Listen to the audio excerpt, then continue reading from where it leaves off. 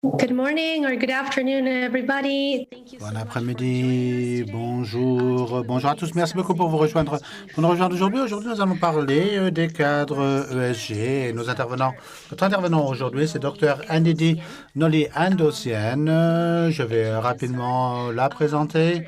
Dr. Ndidi est la présidente du Conseil de l'économie circulaire, de l'innovation et des partenariats pour l'Afrique avec la Fondation Business Afro-Kairos et elle sert comme ACC, programme de plaidoyer de l'Afrique pour la gouvernance d'entreprise et la durabilité.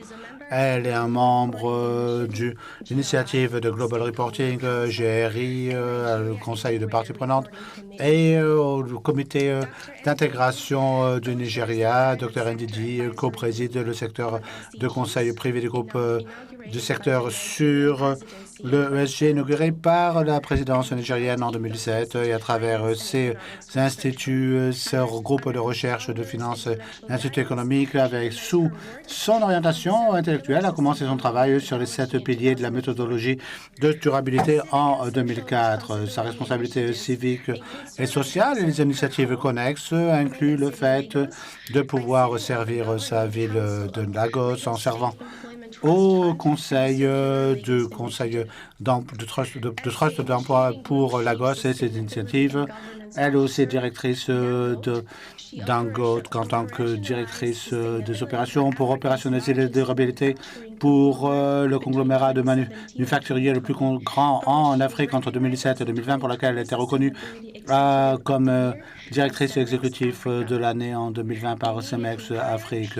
Immédiatement avant ceci, elle a servi en enseignant la durabilité, l'éthique et l'entrepreneuriat social à le Lagos Business School et par la suite sur le China European International Business School. Elle a aussi enseigné et adopté à l'Université de sciences appliquées. Elle a servi comme doyen de l'Université d'Edinburgh pour l'évolution de business en Afrique. Elle a servi partir du bas de la pyramide de la promotion de l'inclusion financière pour les femmes et les jeunes entrepreneuriats à travers la fondation Growing Business qu'elle a fondée en 1999. Elle a cofondé et elle a servi aussi sur le conseil de directeur pour Interest Switch, pour les services d'inclusion financière, post-technologie au Nigeria, Rising Tide Africa, Rule Africa, avec une focalisation commune de soutenir les startups pour qu'elles puissent être évolutives. Elle est membre de la London School of Economics of Political Science et elle a aussi un doctorat sur la durabilité et la gouvernance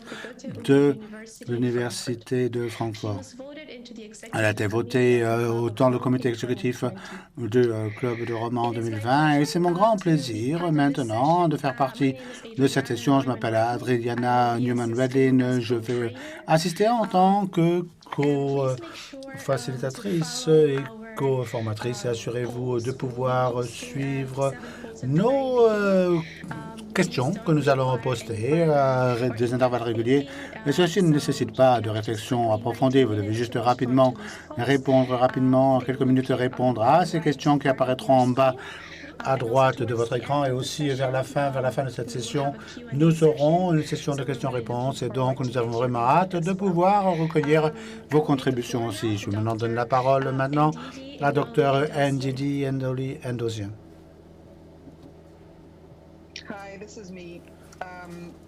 Bonjour, Adriana est très généreuse. Elle vous a donné 90 minutes pour répondre aux questions qu'on va vous poser. Mais en fait, je vais corriger cela.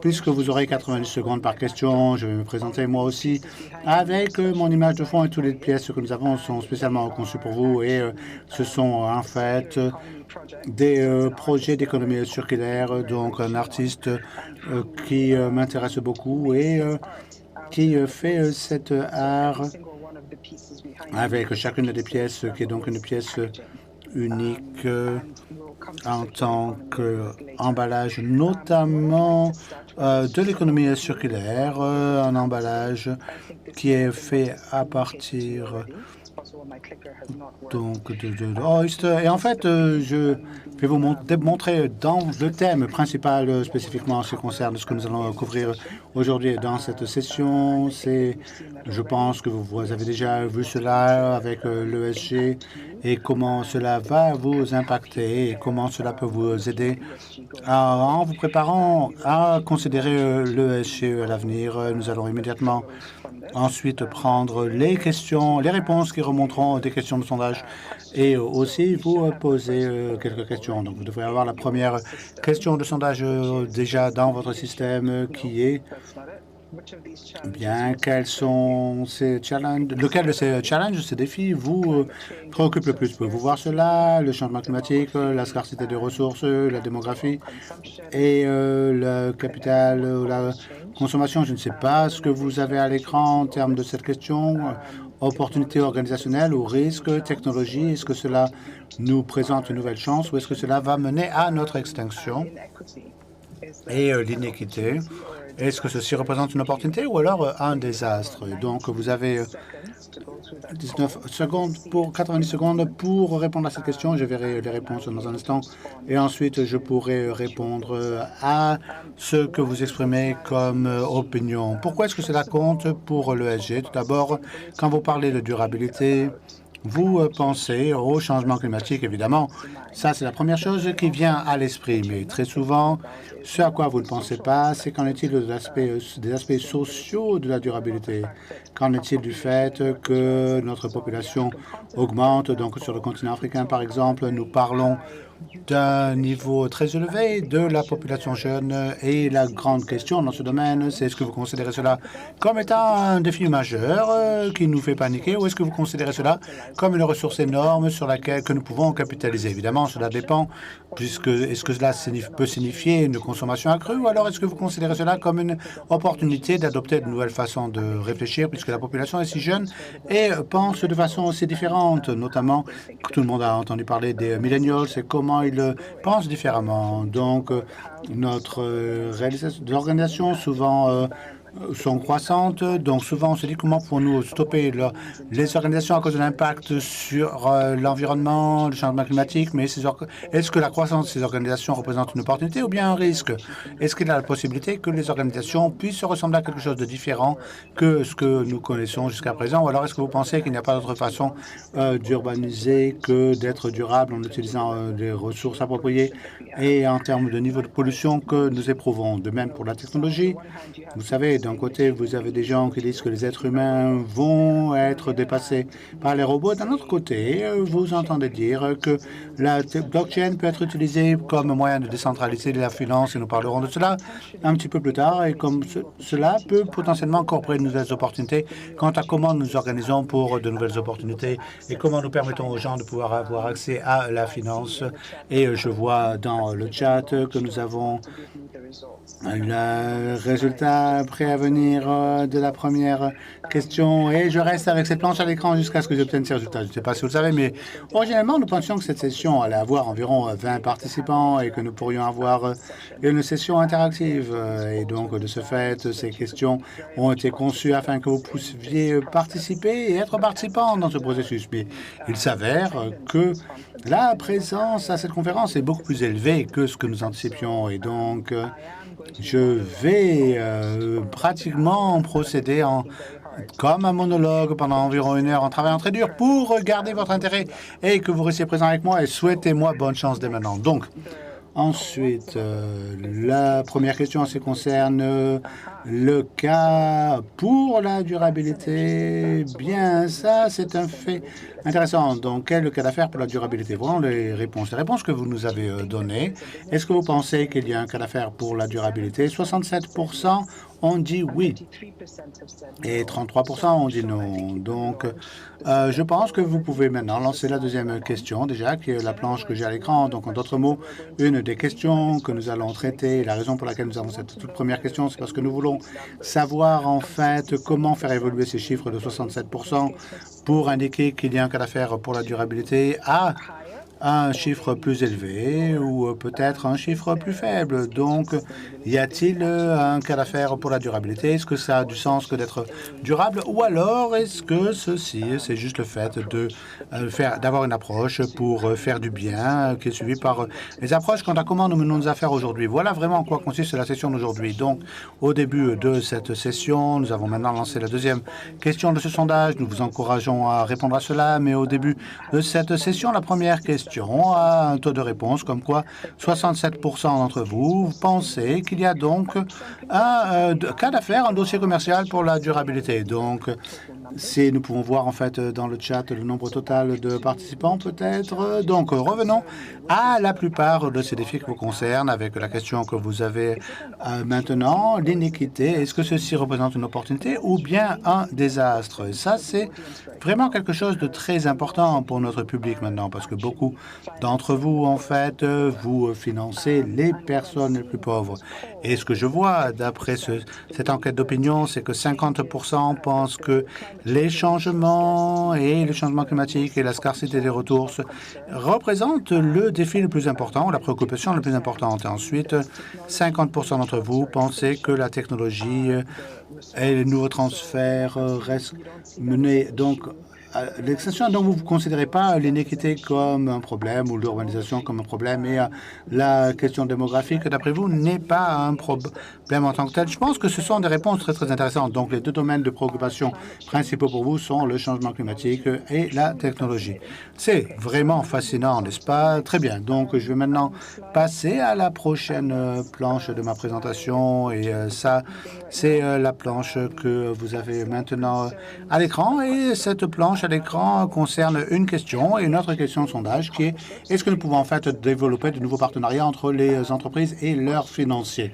La question est la suivante, avons-nous besoin de nouveaux partenariats entre les entreprises et leurs financiers? Est-ce que le SG représente une opportunité de développer de nouveaux partenariats entre les entreprises et leurs financiers? Et vous savez, la question à cet égard, c'est que en adressant les défis du changement climatique et pas uniquement le changement climatique, mais aussi la question technologique, la question devient est-ce qu'il y a un point où le fait de réfléchir à la durabilité et le financement convergent? Est-ce que nous pouvons vraiment commencer à autonomiser et responsabiliser les gens à travers leur business, leur activité et les financiers pour apporter des innovations socio-économiques et l'environnement et l'impact dans leur vie au quotidien? Donc ma question est la suivante. À quel point êtes-vous optimiste comme quoi les financiers peuvent être partenaires à des entreprises et aux populations en faisant en sorte qu'elles puissent apporter un changement dans le domaine environnemental, social et le domaine de la gouvernance et de la transformation économique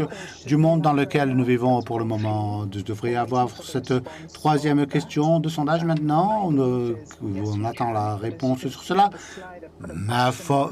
Je pense que oui, nous le pouvons. Mais si vous voyez cela, je mets un point d'interrogation derrière cela parce que je ne sais pas si vous pensez fermement que nous pouvons le faire aussi.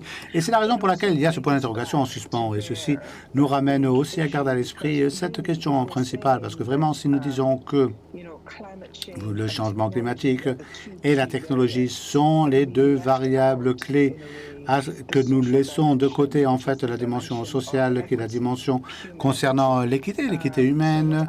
Alors ce que je trouve moi d'après ma propre expérience en travaillant sur la durabilité, c'est que s'il n'y a pas d'équité, alors c'est là où vous aurez très probablement une essence sociale opérationnelle en déclin. Et je vais vous donner un exemple parfait de la juridiction dans laquelle je travaille, qui est au Nigeria, qui est un pays très riche en pétrole et où nous avons eu peut-être la crise la plus conséquente peut-être après la guerre civile que nous avons eue à la fin des années 60. Nous avons eu la crise du delta du Niger où les gens dans la région où le pétrole était extrait du sol en sont entrés dans une manifestation majeure en disant vous ne pouvez pas retirer la richesse de notre terre et nous laisser en pauvreté. Cette inéquité a causé beaucoup des entreprises pétrolières et gazières à se déplacer pour partir de onshore à offshore, qui représente un coût significatif. Et comme vous l'avez remarqué récemment, beaucoup des IOC, en fait, vendent leurs champs de pétrole aux compagnies autochtones. Et ce n'est pas parce que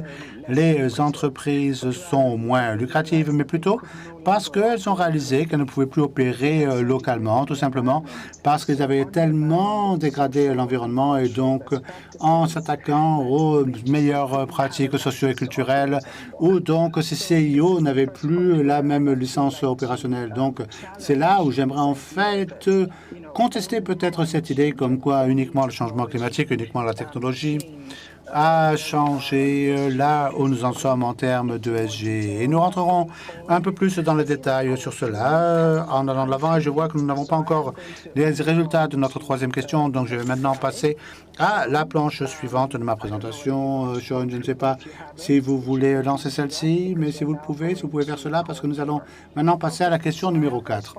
OK? Et donc, vous pensez que l'on peut construire de nouveaux partenariats? La question, on aurait pu formuler la question de la manière suivante. Est-ce qu'on a besoin de créer de nouveaux partenariats? Et je pense que peut-être que c'est intégré dans la question elle-même. La prochaine question, c'est est-ce que la leadership, est-ce que c'est permet d'avoir de meilleurs cadres financiers au point de vue des finances? À quel niveau? Quand on pense à nouveau les investissements et quand on évalue l'impact, il faut considérer comment et pourquoi les affaires peuvent accéder aux finances. En ce sens, beaucoup d'entre vous sont des financiers. La question que je vous pose, est-ce qu'on doit considérer en même temps que le profit et l'efficacité opérationnelle?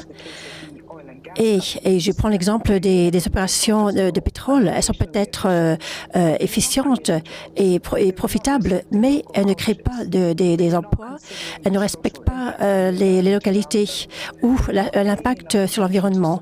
Elles ne font pas attention aux chaînes logistiques et aux petites entreprises ou même aux entreprises micro. Elles ne minimisent pas l'utilisation des ressources ou créer des éléments durables. Et l'empreinte, elle ne considère pas l'empreinte environnementale. Ce sont les choses qu'il faut considérer.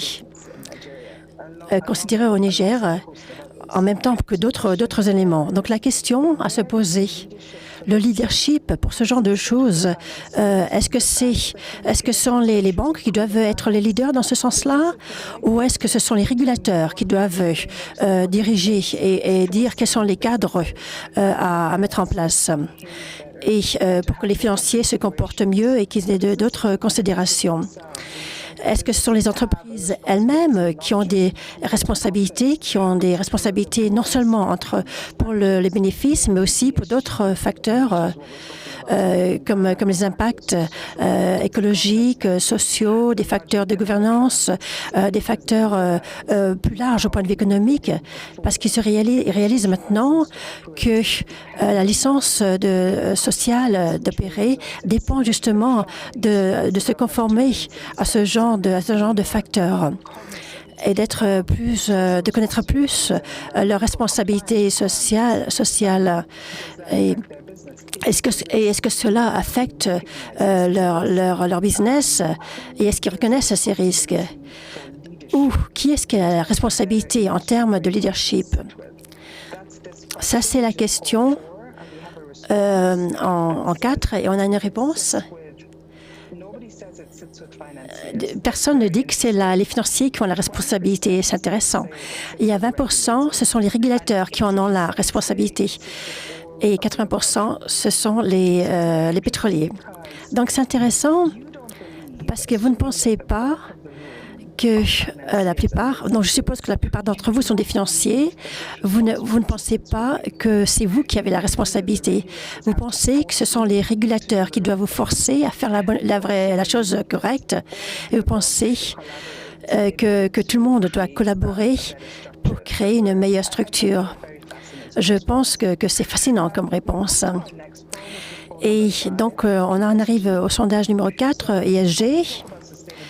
Quand on parle de l'environnement, La durabilité, on parle d'environnement en général. Quelquefois, on pense à l'aspect social, mais vous ne pensez pas à l'aspect social ou à l'aspect organisationnel ou à la démocratie. Vous ne pensez pas à l'inégalité comme étant des aspects critiques de la durabilité, mais vous pensez que l'environnement est critique et également que la technologie est un élément critique. Mais pourquoi léger? Est-ce que la gouvernance importe vraiment et où et pourquoi? Est-ce que ça devrait importer? Ce sont les questions que vous allez du sondage. Veuillez répondre de manière intuitive. Il n'y a pas de réponse correcte ou incorrecte. Et personne ne sait qui répondra. Donc, peu importe ce que vous répondrez. Donc, répondez tout simplement de manière intuitive. De par mon expérience dans l'organisation, ce qu'il y a ici, c'est juste un aperçu de la responsabilité par rapport à la durabilité et qui en a la responsabilité. Et ce n'est pas uniquement la personne en charge de la durabilité, parce que souvent cette personne ne siège pas au conseil et en général n'a qu'une seule fonction. Et en particulier, quelque chose qui est important en matière de risque, de la gestion des risques, est quelque chose qui ne peut pas être fait sans l'accord du conseil et de la direction, et qui définit en tant que priorité. Ce qui est aussi la gouvernance d'une deuxième zone que vous considérez comme être importante, c'est-à-dire la technologie. Parmi les technologies émergentes et qui changent tout, c'est le blockchain.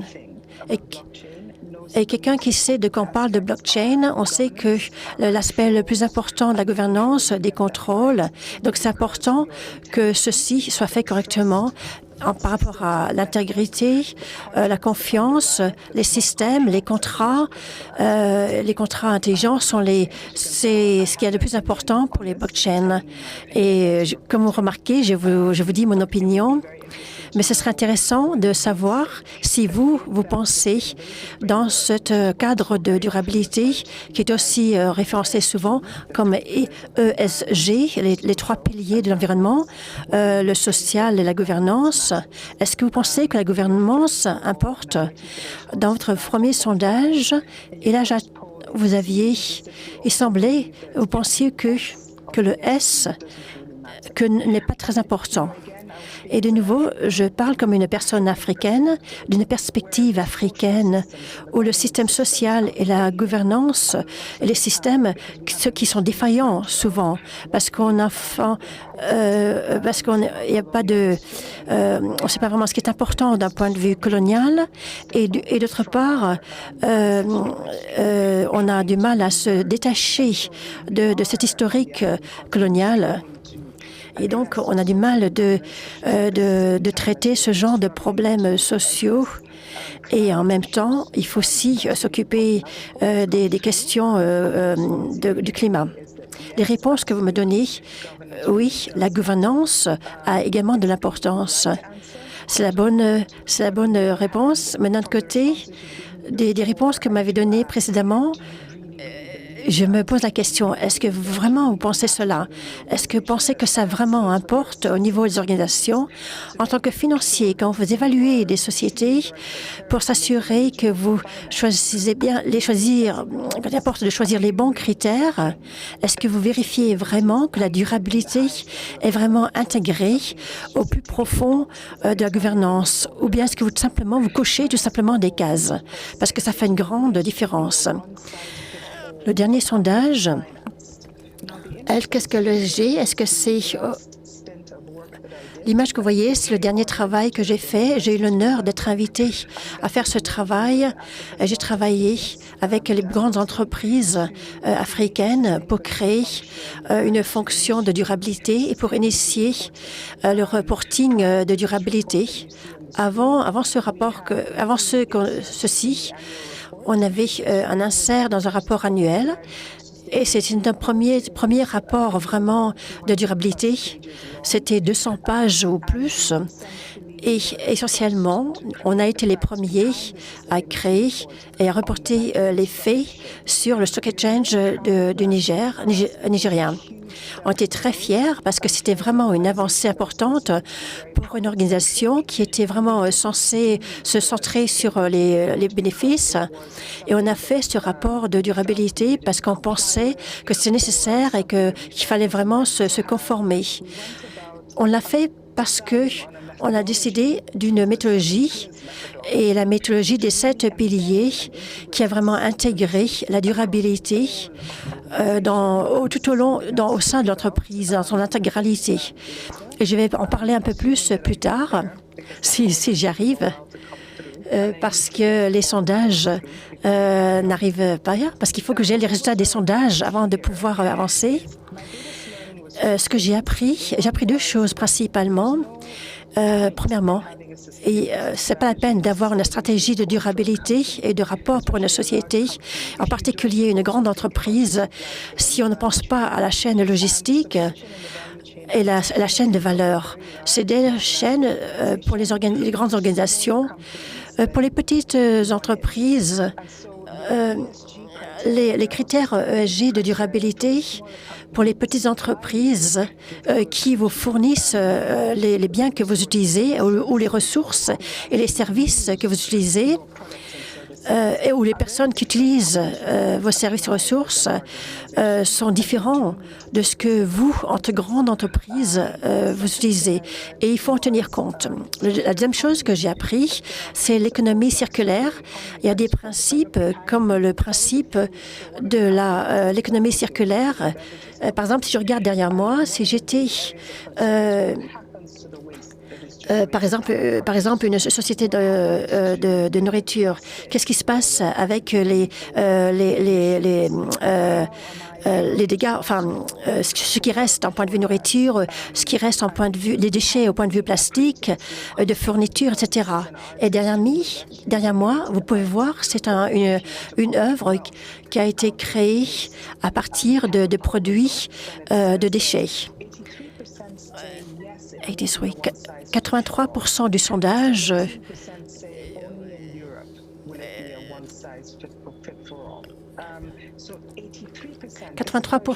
d'entre vous, ça c'est choquant comme résultat parce que je pense qu'il y a beaucoup de participants CAP qui ne sont pas européens. Donc, ça va être difficile de faire de grandes entreprises de se conformer aux standards, aux normes de ESG et que les petites entreprises également. C'est difficile de voir, de se conformer avec ces normes parce que ce sont des normes qui augmentent, parce qu'il y a un grand changement qui se produit en ce moment et on essaie d'intégrer la durabilité dans nos normes. Donc, il y a une grande transformation et c'est très complexe. Ça va être difficile si c'est juste d'une partie uniquement.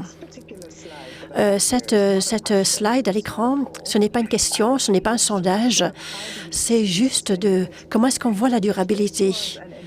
Si c'était une séance interactive, on aurait eu beaucoup de temps pour considérer ces 2 scénarios qui sont différents.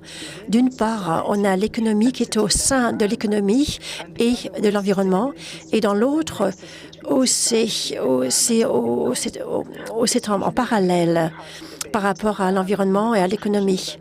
La conclusion de ce débat, qui est un débat large, et je vous dirais, vous n'avez pas d'économie si vous n'avez pas de société autour de l'économie. Par exemple, quand une population décide qu'ils ne vont pas tolérer votre entreprise et ne plus acheter vos produits, l'entreprise va mourir. C'est un gros risque.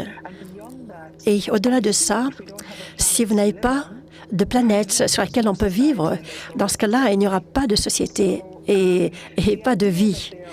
Et l'idée que ce sont des facteurs qui sont égaux, que l'on va faire jouer les uns contre les autres, mais ce qu'il faut savoir, la planète ne peut pas créer et dire « j'en ai assez ». Donc c'est à vous de réagir. Et c'est vraiment une illusion. Ce n'est pas aussi simple qu'un diagramme. Pour moi, la question, Est-ce que c'est est-ce qu'il faut faire un grand saut pour les financiers et pour l'ESG? Parce qu'on sait qu'il y a un grand changement par rapport à ce qui se passait traditionnellement. Les régulateurs de télécom, on est passé de 400 000 de lignes traditionnelles en 10 ans en 80 millions de portables. Et ça a été un grand saut. Et donc, on a parlé de Fontech qui a fait des évaluations et Unicorn sur le continent africain pendant la décennie. Et maintenant, on voit un changement et c'est quelque chose que vous devez prendre très au sérieux. On passe des branches de banques traditionnelles et ensuite de banques de pair financement et ensuite de pair à pair financement. Et c'est donc une tendance qui est très intéressante, qui est en train d'émerger. C'est une grande question pour vous et c'est quelque chose que vous devez considérer. Et là, maintenant, vous mentionnez très rapidement des éléments clés en ce qui concerne ESG et la conformité avec les normes mondiales. Tout d'abord, nous avons GRI comme le Conseil mondial de reporting, Global Reporting Initiative, avec des différents aspects de durabilité avec le World Business Council for Sustainable Development et le UN Global Compact. Ce sont des aspects que vous voulez garder à l'esprit, mais ce qui est plus complexe que cela, ce sont les valeurs des normes IFRS qui dit que des changements sont en train de se dérouler à cet égard, et GRI aussi elle fait vraiment partie de ceci, de cette discussion. Donc, quelles sont les différentes politiques réglementaires que vous devrez garder à l'esprit au fur et à mesure de votre évolution avec ESG au-delà de la réglementation. Donc, ici, rentrons un petit peu maintenant dans les détails.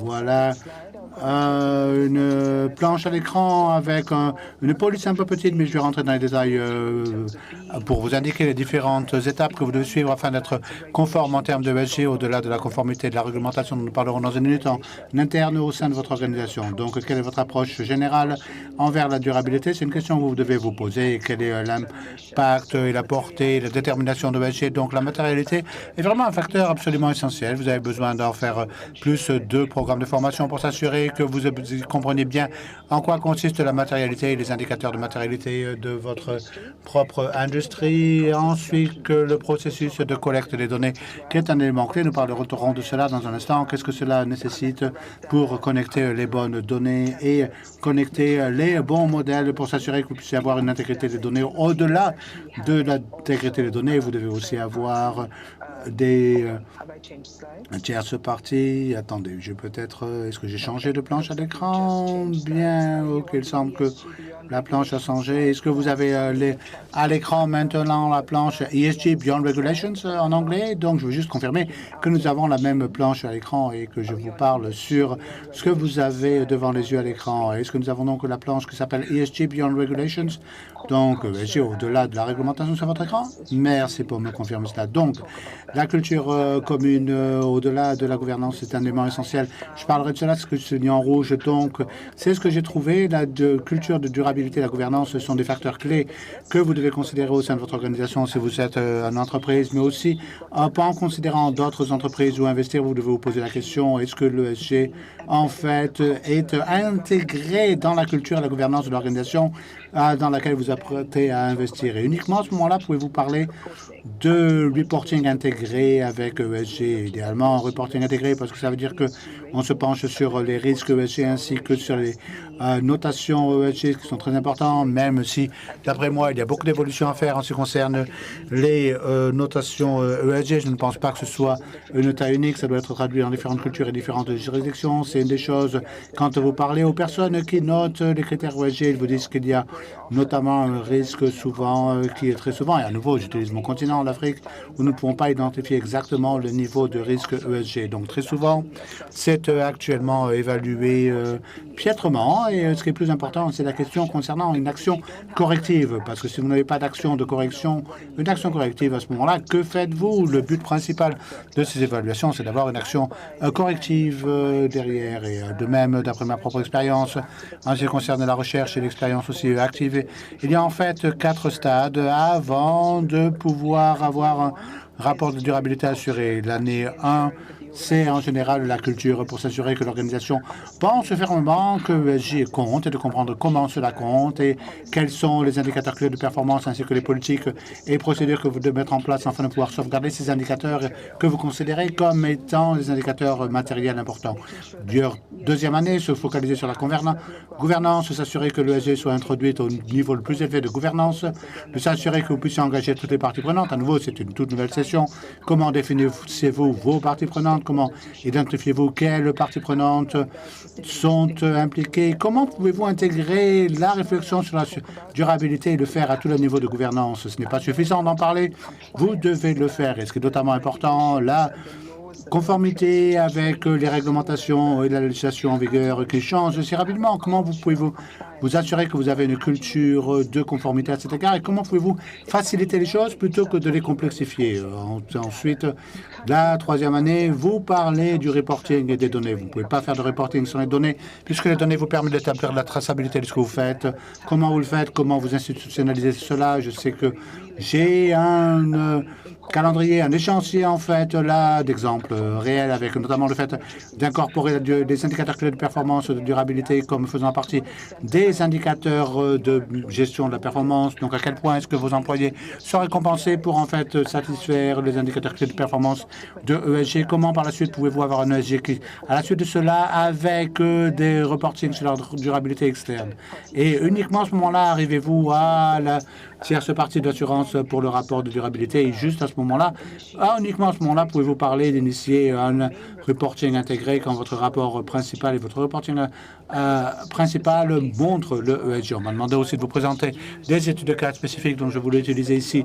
L'étude de cas de l'approche des 7 piliers qui a été utilisée pour mettre en œuvre la reporting de durabilité pour l'industrie de manufacture et de conglomérats la plus conséquente au Nigeria,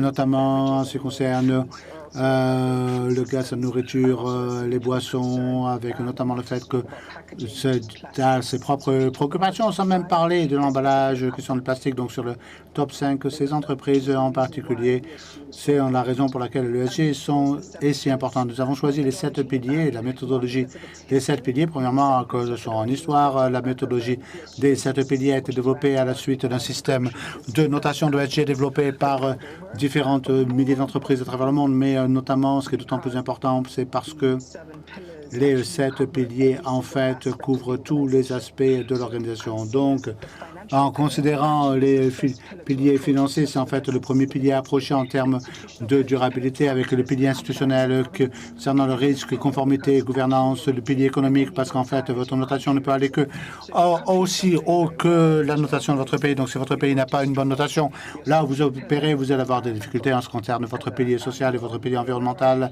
Donc, vous êtes aussi au courant et votre pilier opérationnel, c'est vraiment là où se trouvent vraiment les détails des opérations, donc de ce qui se passe sur le terrain, comment vous minez les ressources, comment vous utilisez les ressources, comment vous conservez les ressources et aussi au fur et à mesure vous le voyez. Donc au centre de cela, vous avez le pilier culturel parce que si votre organisation ne croit pas fermement en ce qui se passe, alors nous avons donc un challenge, donc quelque chose à vérifier. Je vois quelque chose dans le chat maintenant.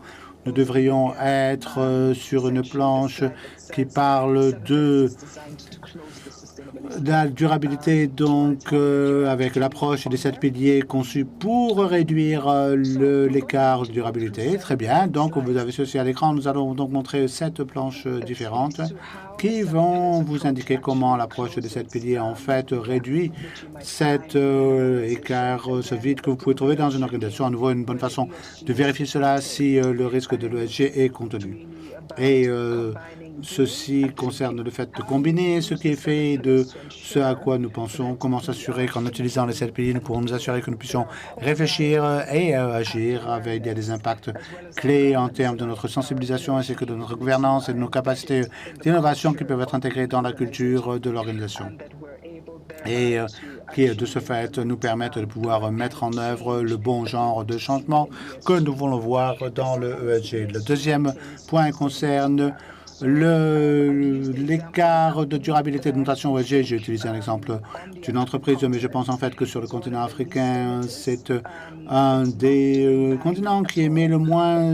La performance n'est pas si mauvaise que ça en ce qui concerne le rang de durabilité, mais comme vous pouvez le voir d'après les indicateurs principaux en ce qui concerne les compagnies de notation de ESG. Cela signifie qu'il y a un écart entre le standing de ESG de l'institution et la notation de ESG de l'institution, mais pour les organisations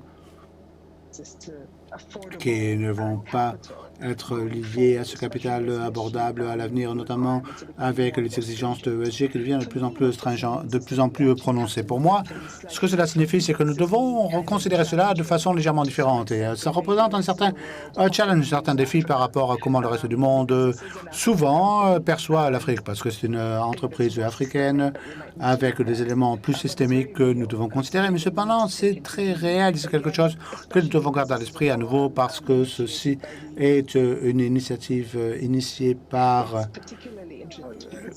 C'est particulièrement intéressant parce que nous pensons que la Banque européenne d'investissement peut jouer un rôle principal pour s'assurer que les notations sont un peu plus ouvertes aux différentes variantes culturelles à travers le monde, vu que ce projet est initié par l'Union européenne. Donc, la planche que vous avez à l'écran concerne le fait de pouvoir réduire l'écart réglementaire, notamment avec les différences locales et globales, mais sur les 7 piliers de notre méthodologie, ce que ce diagramme très complexe s'efforce de faire, c'est de considérer toute une gamme,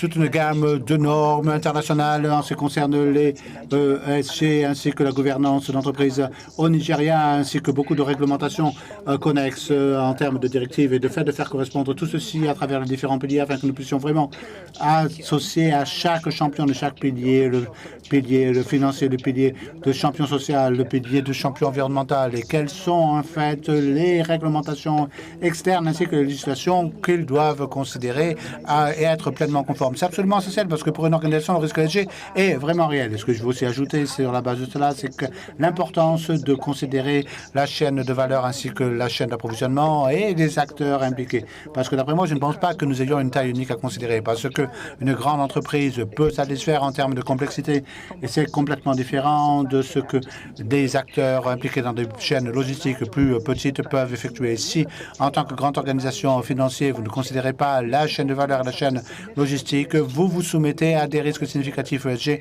que vous ne voulez vraiment pas avoir à considérer. La planche suivante concerne le fait de pouvoir réduire les impacts matériaux. Donc, quand vous faites l'ESG, vous devez vous pencher sur la matérialité et non pas tous les impacts seront des impacts d'ordre matériel pour toutes les organisations. Une autre raison pour laquelle ceci ne sera pas une taille unique, c'est parce que vous avez besoin de pouvoir engager des parties prenantes, une gamme de parties prenantes afin de pouvoir identifier quels sont vos sujets matériels. Et ce qui est très intéressant, c'est que très souvent, ce qu'une compagnie pense en interne comme étant des sujets matériels peuvent très considérablement, d'après ce que vos parties prenantes réfléchissent, être différents de ce que vous pensez comme étant des sujets matériels. Et vos parties prenantes auront aussi l'influence qu'ils ont sur votre organisation et sur le risque ESG de l'organisation, quelque chose qui vous devez garder à l'esprit. Vous devez aussi réfléchir en ce qui concerne l'écart d'intégrité des données. Ça, c'est un facteur énorme parce que une chose que nous avons fait avec l'approche des 7 piliers, laissez-moi confesser, moi qui ai créé cette approche des 7 piliers qui est le résultat de 15 ans de recherche et j'ai été vraiment très fortuné de pouvoir déployer cette méthodologie dans les entreprises les plus conséquentes en Afrique. Ceci m'a beaucoup enseigné. J'ai autant appris que ce que j'ai contribué. Les choses que j'ai apprises, c'est les risques énormes dans les données et les écarts d'intégrité. Et vous voyez beaucoup d'organisations en fait qui deviennent, par exemple, et je garde cela à l'esprit, le fait que, par exemple, à la suite de non-divulgation ou une fausse divulgation de points de données, ces entreprises ont perdu des parts de marché et de la valeur sur le marché juste en quelques jours et sur les semaines à venir. Donc, l'écart d'intégrité des données est absolument essentiel. Je sais que très souvent, les financiers considèrent cela comme étant juste un exercice où on coche des cases. Mais si c'est le cas, vous vous placez à des risques. Et c'est la même chose pour d'autres domaines, avec donc notamment le fait que nous avons un système de gestion inclus qui s'appelle Amex pour la durabilité dans les 7 piliers. C'est un des éléments clés sur lesquels nous travaillons pour s'assurer que nous puissions développer des systèmes et utiliser au mieux la technologie afin de s'assurer que l'intégrité des données ne soit plus un problème si énorme. Le point suivant concerne le fait de clôturer l'écart de communication des parties prenantes, et vous trouverez là qu'il y a toute une gamme de parties prenantes. Comme je l'ai dit, ce sera encore une autre session, mais si vous voyez cela de façon générique, vous parlez de directives de termes de reporting, de directives en termes de reporting, la valeur de reporting, de problèmes, fondations, GSB, GLI, CSB, GLI. Quand vous parlez de réglementation dans vos pays globalement avec les bourses, les marchés boursiers pour une industrie en particulier, avec notamment des cadres normatifs que vous pouvez utiliser, par exemple les objectifs de développement durable, le compact mondial des Nations Unies, ou si vous adoptez la méthodologie des 7 piliers aussi, qu'est-ce que cela signifie? Comment utilisez-vous ceci afin de pouvoir développer une confiance en interne et aussi atteindre des niveaux de performance parce que vous développez des organisations, de la capacité organisationnelle autour de la durabilité d'entreprise. Uniquement à ce moment-là, pouvez-vous parler de façon raisonnable d'approcher des agences de notation. Vous savez, par exemple, MSCI et d'autres organisations de ce genre qui, notamment, agissent sur les marchés boursiers ou d'autres acteurs tels que la CDP. Et vous pouvez même placer le GRI dans cette liste. C'est en fait un chemin vers la résilience et l'impact. Mais cependant, ceci, c'est un parcours qui ne se déroule pas d'un jour à l'autre. Ça, c'est la bonne nouvelle. La bonne nouvelle, d'après les données que nous avons, c'est que vous pouvez avoir une meilleure performance que le marché. Je pense que j'ai avancé trop vite d'un écran.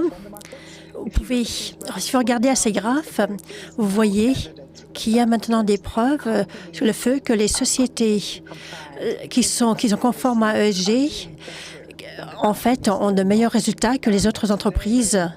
Et c'est un fait qui est très important. À cet égard, que vous soyez une entreprise ou un financier, vous sécurisez la résilience de votre société, vous améliorez votre profil, vous améliorez votre viabilité financière en tant qu'entreprise ou en tant que financier. Et je pense que c'est important de parler un peu de l'intégrité des données ESG et de l'assurance.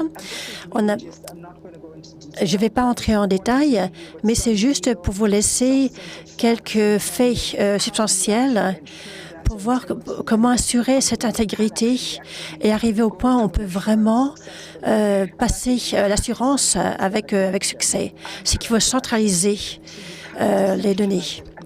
On ne peut pas décentraliser. Quand vous faites vos évaluations, la validation des données est vraiment important. De même, l'audit des données, cette intégrité, c'est utiliser des moyens de validation. Et il faut s'assurer que les utilisateurs peuvent valider. Et aussi les champions. Parce que c'est comme ça qu'on peut avoir votre tableau de bord. Vous pouvez voir ce que vous faites. D'un côté, vous avez les champions ESG. Et d'un autre côté, vous avez aussi la direction tout en haut. Et ensuite, vous collectez de manière agrégée toutes vos données. Et ensuite, il faut avoir vos métriques parce que sinon, vous ne pourrez pas voir de par-dessus comment l'évolution des choses. Et votre conseil aura besoin de ces données. Et c'est quelque chose que j'ai appris, une saisie automatique des données. C'est un des modèles des 7 piliers. Et par exemple, pour l'émission des gaz. La simplification des systèmes est très importante. Il faut que ça soit simple et aussi savoir à qui va l'utiliser et qui va saisir les données.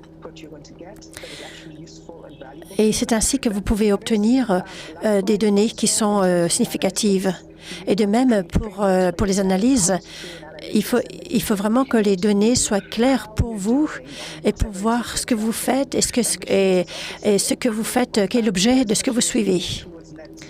Et c'est de plus en plus important que on va vers net zéro. Sinon, vous ne pouvez pas le faire sans la technologie. Et sans cela, vous ne pourrez pas vous adapter. Donc, d'après ce que j'ai appris, l'idéal, c'est vraiment de construire des systèmes. C'est ce qu'on a fait avec les systèmes africains. Ce sont des systèmes qui correspondent bien avec votre système central. Et ensuite, il faut se souvenir, c'est votre tableau de bord et c'est celui que vous allez après donner à votre conseil. Le conseil veut voir d'un seul coup ce qui se passe en termes d'émissions, en matière de CO2, etc. Et les membres du conseil, au début, ils n'auront pas beaucoup de temps, surtout au début, quand vous essayez de les convaincre que ESG est important, que c'est un risque significatif. Et ils ne vous accorderont pas beaucoup de temps. Je me souviens, quand j'ai commencé, mon CE m'a dit, le président m'a dit, n'utilise pas tant de mots. Et puis n'apporte pas tes recherches universitaires dans notre entreprise. Et en fait, je n'ai pas oublié cela et j'en ai fait un mantra. Et ça a été important, en fait, ce feedback que j'avais reçu à mes débuts. Et là, on va passer reporting et la notation des ESG. J'arrive presque à la fin de la présentation et je parle un peu vite. Peut-être que je devrais ralentir. Dans un premier temps, au point de vue business, ESG, ça vous sert à quoi? D'abord, ça vous permet de faire un suivi de l'impact et des données de performance. Et surtout, si vous considérez que l'ESG, c'est un facteur clé. Et ça permet aussi de sélectionner, de rationaliser vos données de collection pour l'impact matériel. Ça va vraiment avoir un impact direct sur votre bénéfice. Parce que sinon, votre business pourrait vraiment disparaître d'un jour à l'autre. Et c'est vraiment important de considérer ça. Et l'intégrité des données et des assurances, ça c'est critique également, parce que si vous faites des rapports qui sont incorrects et que les régulateurs vous tiennent responsable, ou bien même le marché, vous pouvez voir que votre valeur sur le marché risque de décliner d'un jour à l'autre. Et c'est vraiment, ça peut être très grave. D'un point de vue financier, avoir une bonne note de ESG dans la société que vous investissez, c'est très important parce que d'abord, ça montre l'impact positif d'entreprise et que vous utilisez les ESG pour améliorer les résultats et aussi vous améliorez la gestion des risques en matière de ESG. Ça veut dire que vous avez la bonne performance, la bonne méthodologie, etc. Donc, c'est important de vérifier que les sociétés avec lesquelles vous travaillez gardent ceci à l'esprit et mettent ça au cœur de leur activité. Et on arrive à la fin de la présentation. On est un peu en avance. Donc, vous avez 3 minutes pour répondre à ce sondage. Le cas de commercial, business, pour la durabilité est solide parce que vous avez déjà répondu. Comme ça au début, 67% d'entre vous, vous avez dit que la durabilité avait été un cas de figure, est important pour les affaires. 33% d'entre vous avaient dit non, la durabilité n'importe pas, c'est juste bien de l'avoir. Dans cette planche, vous avez 2 minutes pour répondre. Donc, vous n'avez pas eu le temps d'entendre tout ce que je vais dire avant de répondre, mais je vais quand même continuer. Dans un premier temps, la réalité, c'est que les investisseurs regardent l'impact global de leur investissement et pas uniquement au profit et que vous et les banques et les institutions financières reçoivent donc leur investissement de personnes humaines. Et tous, nous, finalement, on met leurs capitaux et en fait, ça nous intéresse ce que nos capitaux font pour l'environnement, pour l'égalité, pour l'impact social et du côté durable. Les agences de notation, y compris tous les grands noms, Il y a 30 ans, mes deux professeurs de doctorat ont mis des directives. Ils veulent des notations écologiques et sur les questions. Et ils veulent des résultats, bien sûr, mais ils veulent voir qu'il y a 3 facteurs, en particulier l'environnement. Ils parlaient du côté social. Et ils ont intégré ça avec l'économique. Et le 3e facteur qu'ils ont mis en place, en ligne avec la gouvernance, la culture. La culture vraiment importe. Et ce composant culturel varie d'un endroit et aussi du territoire, du droit et des sociétés. Et c'est vraiment une partie très importante du cadre de gouvernance. Et cette méthodologie a été intégrée dans ECOM. Et il y a quelques années, j'ai évalué une des principales d'une société qui a été acquise par ECOM. Et cette société a noté 8000 sociétés. Et c'est autour de cette entité que j'ai construit cette méthodologie des 7 piliers. Et c'est à cause de ça que j'ai mis la culture au centre. Et je suis sûre que c'est à cause de cela que on a réussi à mettre en place le succès en Afrique, parce qu'on a mis la culture au centre. Donc là, on parle encore de la durabilité, les ESG. Est-ce que ça fait partie de ce que vous allez noter? Le bénéfice, le profit, ça ne suffira plus. La plupart des agences mettent plus de pression sur la durabilité. Donc, le nombre d'actions a plus que triplé depuis 2016 et 2020. On sait que le deal vert va influencer la manière dont les sociétés européennes vont investir en Afrique, comment les échanges commerciaux vont opérer, et de même pour les consommateurs. Tout va changer, que vous le réalisez ou pas. Les ESG, c'est un critère clé pour l'investissement, pour les décisions d'investissement dans les entreprises.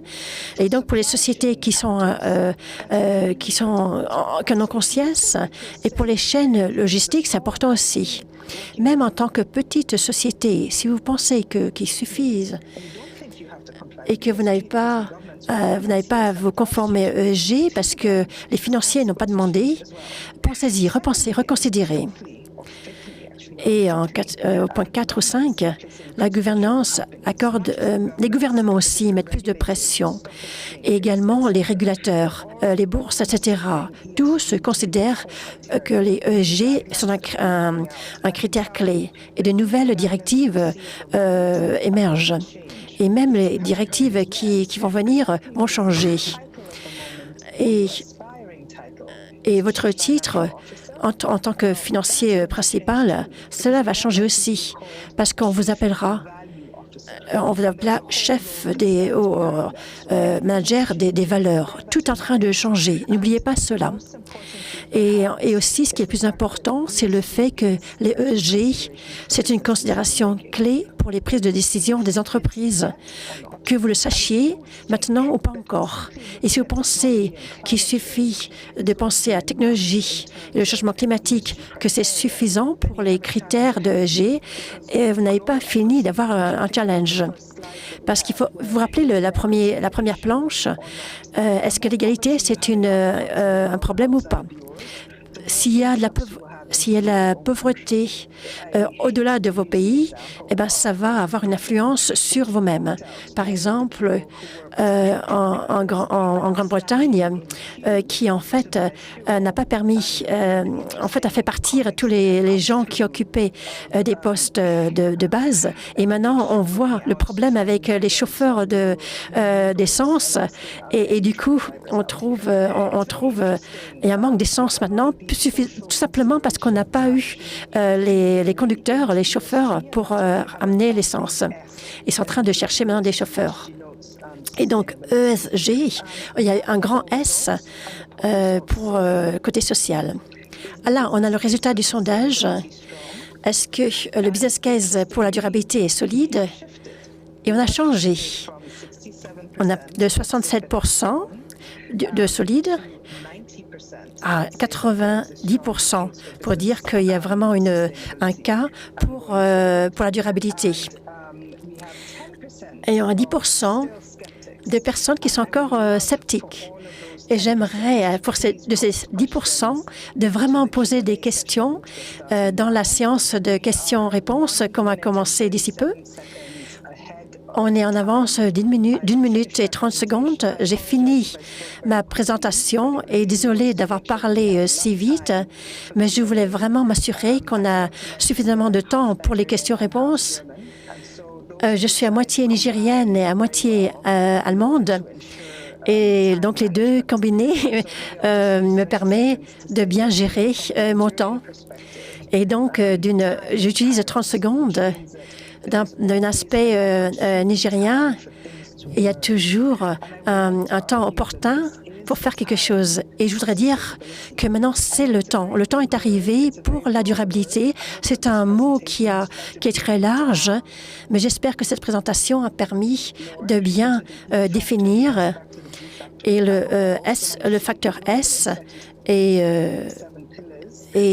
j'espère aussi vous avez donné un petit aperçu des 7 piliers, la durabilité au niveau de l'entreprise, des opérations, de la gouvernance, l'environnement et le côté social et surtout l'aspect culturel de la durabilité et qui sont très importants. Si vous ne le croyez pas, dès la personne, de toutes les personnes, de la réceptionniste, de la personne à l'accueil jusqu'au dirigeant le plus important.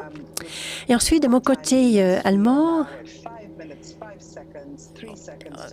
on est à quelques... Ça y est, c'est la fin de la présentation. Merci beaucoup. Over to you, Adriana. À vous, Adriana.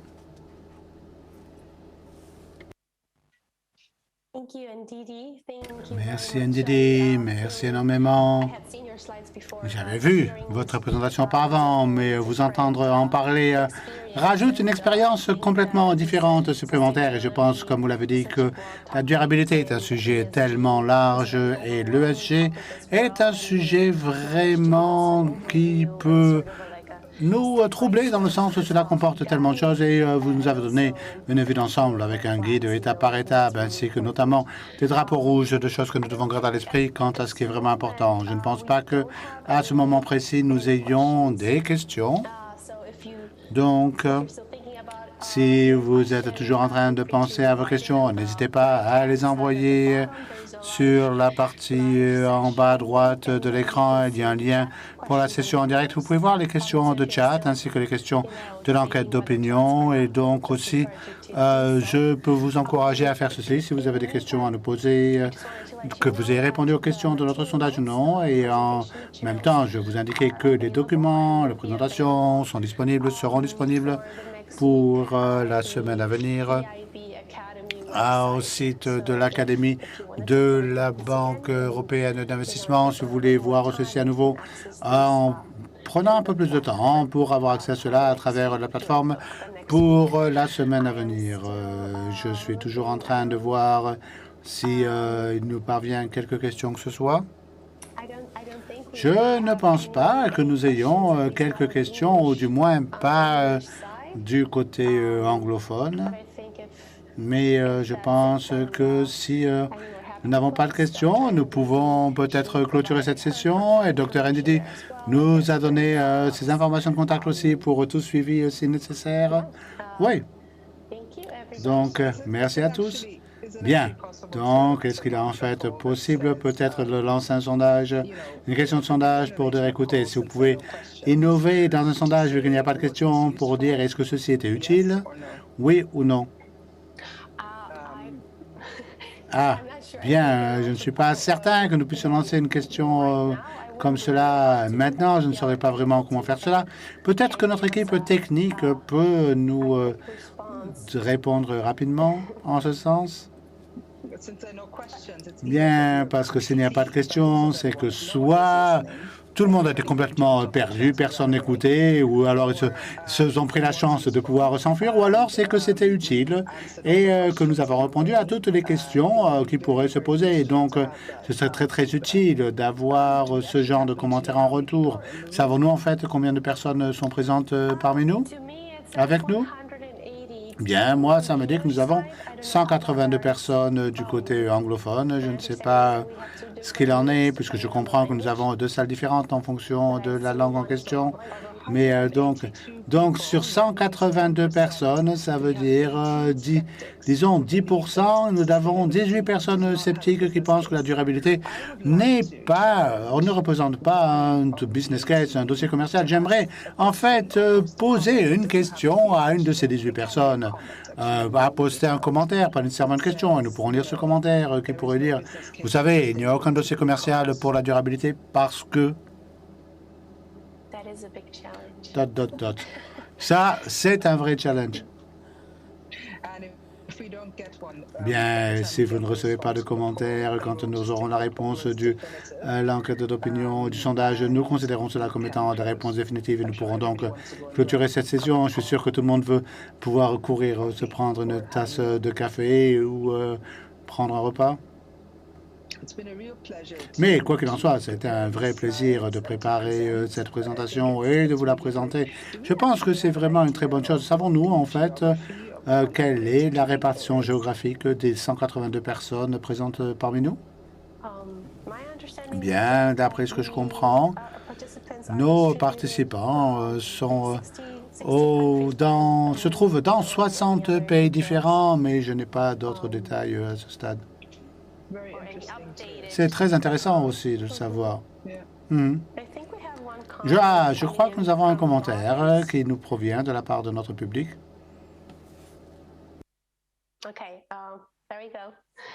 OK, très bien, allons-y.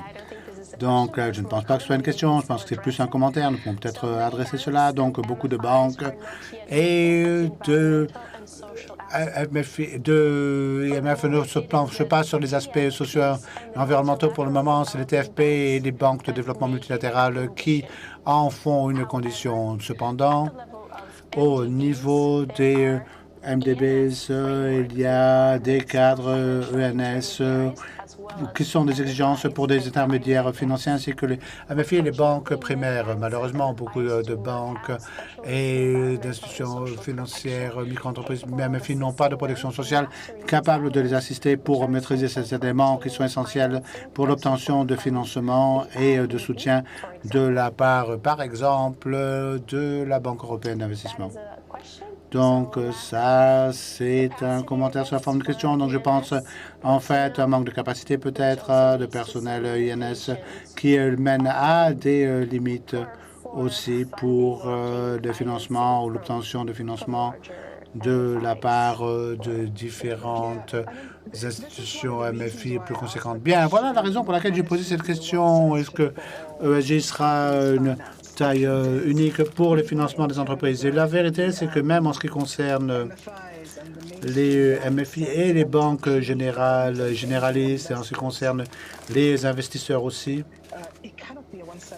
nous ne pouvons pas avoir une taille unique. Si c'était une taille unique, à ce moment-là, nous aurions eu les IMF qui auraient sauté dessus tout de suite. Et la vérité, c'est que les institutions et banques de microfinance sont tellement en conformité avec l'ESG plutôt parce que, du moins, vous financez, je vais parler pour le continent africain et pas pour nulle part ailleurs, mais en fait, les microfinances et l'industrie dans laquelle je me trouvais pendant très longtemps avant de rejoindre vraiment le fait d'être un moteur pour la durabilité. Il y a 21 ans de cela, où en fait j'ai établi une organisation à but non lucratif qui s'appelle Growing Businesses Foundation.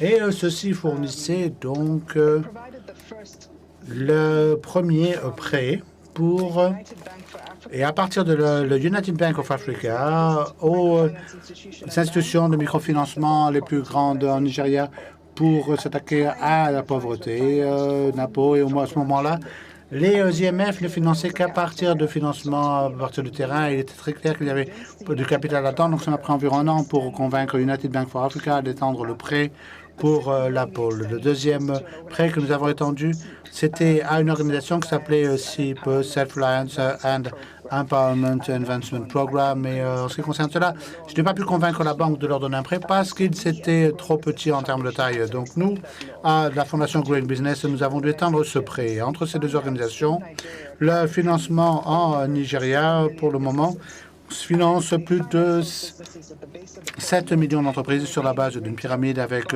un taux de repaiement qui se trouve au-dessus de 97%. Cela est significatif parce que ceci, c'est un impact environnemental, économique et social combiné parce qu'ils travaillent sur la base de la pyramide avec des personnes qui vivent sur des pratiques autochtones en utilisant ces outils pour faire encore mieux. Et ce que je vois de plus en plus, c'est que quand nous parlons de la gestion des déchets, par exemple, que nous essayons de résoudre au niveau macro, c'est que les petites entreprises et les petites personnes ainsi que les occupants ruraux savent comment gérer leurs déchets. Ils ne jettent pas leurs déchets dans les poubelles parce que vous voyez par exemple cette bouteille d'eau après l'avoir bu. Cela ne va pas être recyclé. Cela va partir chez un autre entrepreneur qui va faire une boisson locale et qui va utiliser ceci comme emballage. Au Nigeria, vous trouvez beaucoup de boissons locales qui sont vendues ainsi. Vous voyez même en fait de l'essence pour votre voiture dans ce genre de bouteilles ainsi que les installations artistiques telles que ce que j'ai derrière moi fait avec ces genres de bouteilles. Donc tant que nous avons le mécanisme pour faire ceci et les IMF et les FSP sont ceux qui financent les industries que les banquiers ne veulent pas financer. Donc quand vous avez une notation ESG qui en fait évalue ces entreprises qui sont en train de changer le continent auquel je me trouve en investissant de plus en plus sur les femmes à la base de la pyramide et que vous voulez qu'ils puissent suivre les normes au Nigeria, vous diriez plenty English, beaucoup d'anglais. Donc j'ai un point d'interrogation en fait sur cela. Ça ne peut pas donc être une taille unique. Ça doit être une question de mécanisme qui reconnaît vraiment la force de ce qui se déroule déjà, notamment et surtout sur le continent africain et surtout dans un contexte culturel. Et c'est la raison pour laquelle nous avons conçu ces 7 piliers. Je pense que nous devons voir beaucoup plus de systèmes qui reconnaîtront la force qui est déjà présente dans l'ESG réel qui déjà fait un impact et qui déjà atténue les risques. Quel risque pire pourrait-il y avoir? Dites-moi, une banque généraliste qui offre de meilleurs taux de repaiement sur les dettes que les banques de microfinance et les institutions de microfinance, vous ne les trouverez pas. Donc pourquoi alors essayons-nous de dire que nous gérons le risque à la base de la pyramide pire que les banques généralistes? Ce n'est pas vrai. Donc, bien, je vois que nous avons une autre question, Adriana. C'est exact. Donc, la question suivante, et c'est aussi lié d'une certaine façon à la première question, et cela parle à nouveau du manque de capacité. Est-il possible d'offrir des renforcements? Est-il possible d'offrir de renforcement des capacités à des intermédiaires financiers sur les normes environnementales et sociales? Absolument.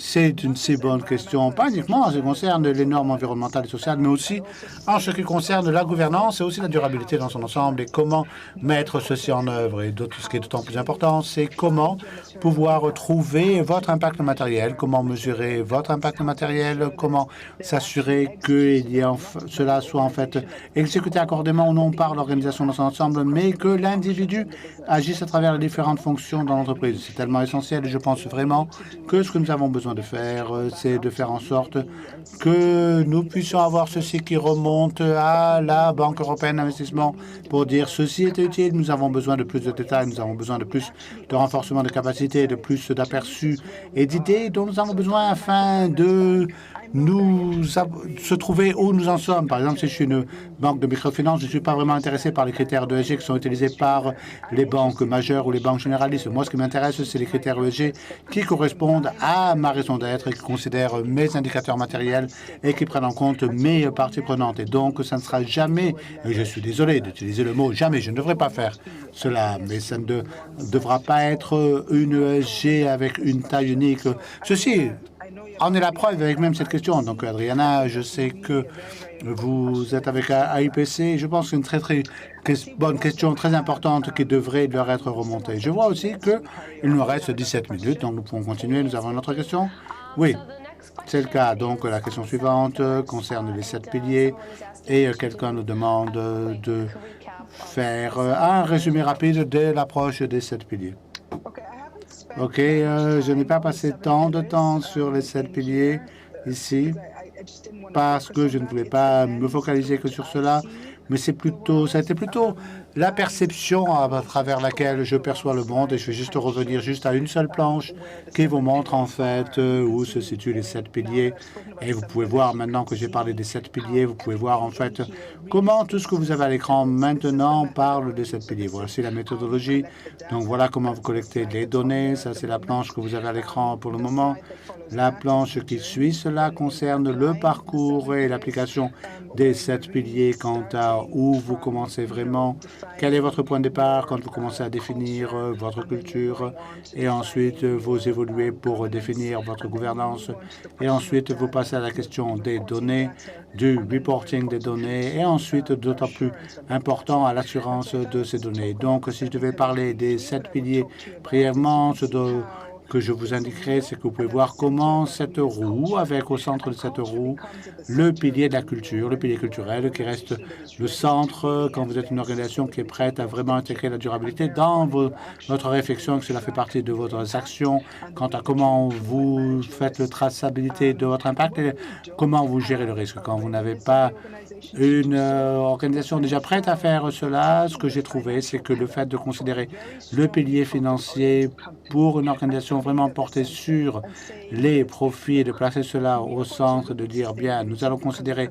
la durabilité parce que nous considérons l'ESG comme étant un facteur de risque majeur, et que si vous ne gérez pas le risque de ESG accordément, cela aura un impact négatif sur la rentabilité. Et à ce moment-là, tout le monde dans l'organisation commence à prêter attention parce que vous n'avez pas besoin à ce moment-là de leur prouver que, OK, bien, pourquoi est-ce que vous dites que cela est important? Vous savez, en fait, par exemple, nous évoluons de 67% en ce qui concerne le dossier commercial sur la durabilité à 90% sur le dossier commercial de cette durabilité durant cette présentation en 1 heure. Ça, c'est une évolution énorme. Imaginez si cette évolution se déroulait de la même façon dans votre organisation. Je peux vous assurer que quand vous commencez à présenter la durabilité, vous obtiendrez peut-être 10% qui vous diront que cela est pertinent, parce que la plupart des gens diront « Oh, c'est juste du blabla, ça n'apporte pas vraiment de différence. » Et votre boulot, alors, c'est de pouvoir les faire évoluer de ces 10% à 90%. Et faites-moi confiance, 90%, c'est très bon parce que vous avez besoin que les 10% des sceptiques, ça se continue à...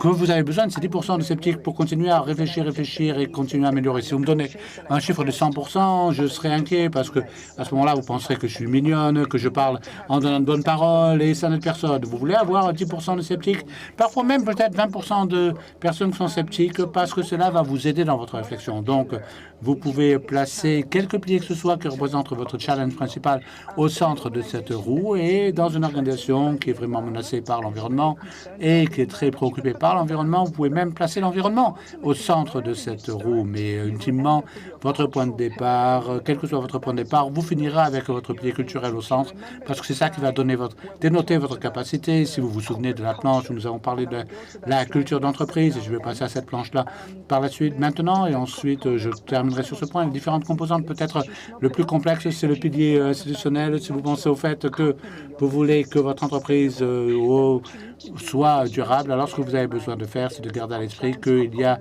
une composante de conformité. Aucune entreprise n'existe hors de la loi, de la réglementation et des systèmes législatifs.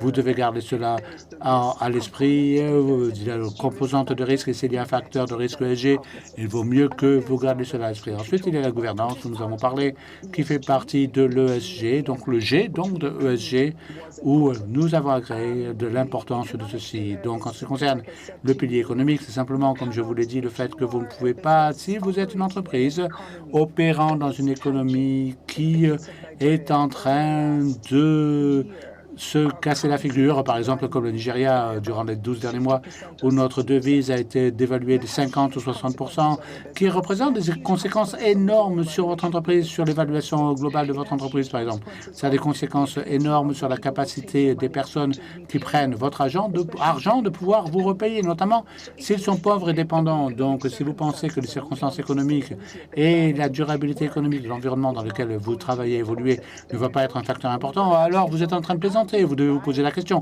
comment est-ce que ma situation d'entreprise a un impact ou des contraintes ou des contributions qui représentent un impact sur l'économie dans laquelle j'opère. Le pilier social est vraiment très simplement décrit comme une licence et un permis social pour opérer. Si vous êtes une entreprise dans le domaine gazier et pétrolier, que vous opérez dans une sphère où tout autour de vous est pauvre, avec un environnement dégradé, que les gens sont en colère, alors tôt ou tard, quelles que soient vos barrières, elles seront brûlées, vous ne pourrez plus opérer. Une fois que vous utilisez vous ne pouvez plus opérer, votre entreprise est terminée. En ce qui concerne le pilier environnemental, si vous vous souvenez du diagramme au début, si nous n'avons plus de planète sur laquelle vivre, alors nous n'avons pas d'entreprise que nous pouvons diriger.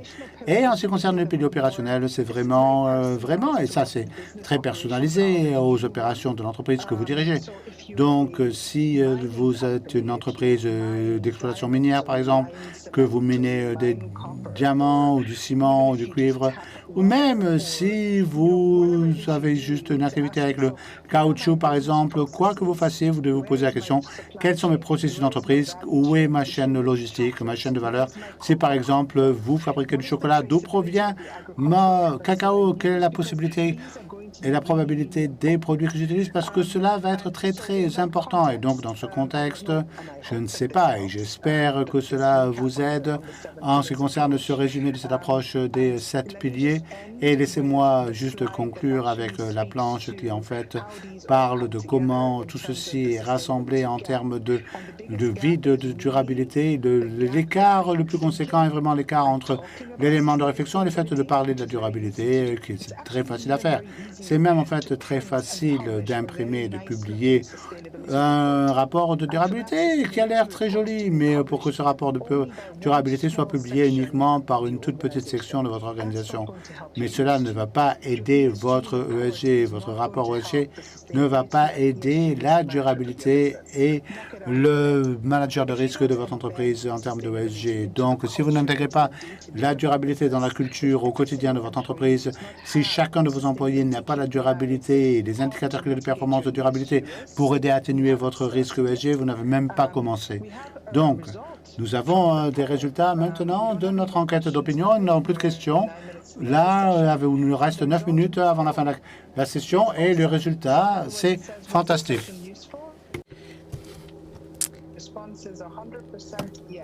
Donc, la réponse est 100% de oui. On n'a pas de 100%.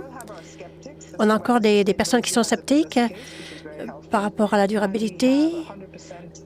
On a 100% de personnes qui ont répondu que la séance était utile. Et ça me rend je suis très contente de cela. Est-ce qu'on a d'autres questions? Non, on n'a pas d'autres questions. Merci une fois de plus. Et un rappel, si vous avez besoin d'accéder le matériel, il sera disponible sur la plateforme pendant une semaine. Et après, vous pourrez aussi trouver dans l'académie, le site de l'académie. Donc, il n'y a pas d'autres questions. Merci beaucoup, NDD. Et je pense que il est temps de conclure.